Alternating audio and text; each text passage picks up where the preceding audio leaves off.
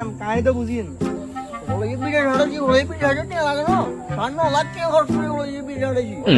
आय 9 लाख টাকা হাই 8 লাখ টাকা আমরা সুদের সুদের না কি রে গুণ আমরা তো সুদ খান দেখুন কিয়া তে দেখুন দেন এবার দেখুন আইম কিয়া এখন তো আর মেসে সান